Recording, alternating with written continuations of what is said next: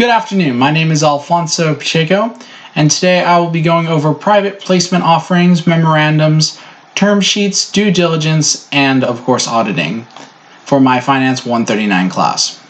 So private placement offerings are also known as PPOs. They're a method of how firms sell equity to raise their capital.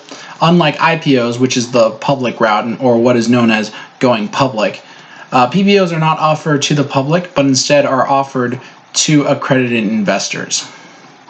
These accredited investors can include banks, insurance firms, mutual funds, and select individuals deemed accredited, and we'll go a little bit more over that a little bit later. How they go about by doing private placement offerings is by using what's known as a private placement memorandum, also known as a PPM. They are a legal document that provide financial information to investors.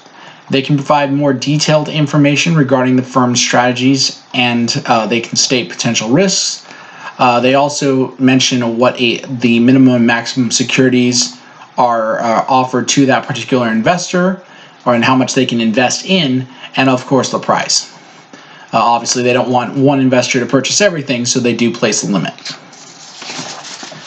So why do this? Well, part of the reason why private placements are so popular is because they allow firms to raise capital without having to go public, and therefore, put their stock completely out there or put the firm in debt. They can actually choose which people or organizations to purchase securities to their company.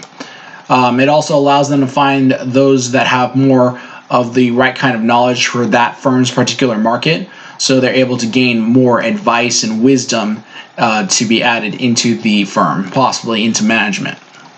It's less time consuming, and it's actually cheaper than to go the private route than to go public and then have to register with the SEC. Both with all the bureaucracy and all the paperwork, it would take a considerable amount of money and fees. They do not require credit ratings when it comes to their bonds or securities, so they don't have to, again, go through those fees and those registrations to make sure that everything is working accordingly.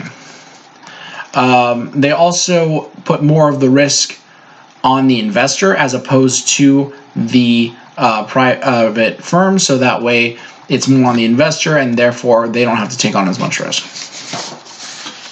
So what are the disadvantages to this? Well, the disadvantage is that investors require higher return to match their higher risk.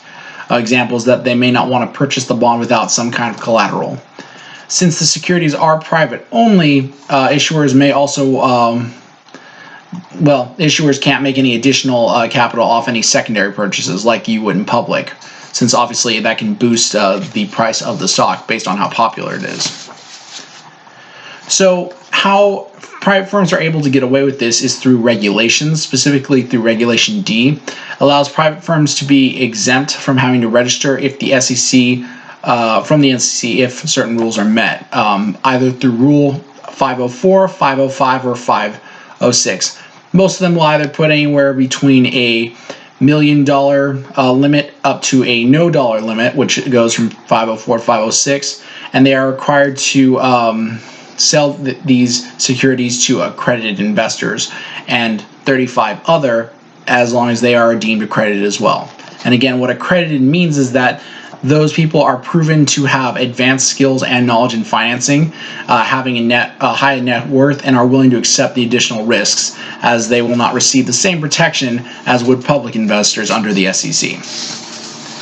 Due diligence is where both and auditing are both ways that an investor learns about the particular firm. In terms of auditing, this is actually done mostly by professionals, and they focus more on the accuracy of the financial statements, and it's usually done by professional third parties to prevent any bias. Due diligence is where the investor focuses more on how the information helps determine the value of a firm's security. Lastly, we have the term sheet, which summarizes a potential agreement between a security issuer and investor. States all basic information such as names, amount of securities offered, types of investment, type of payment, and an agreement to continue the negotiations.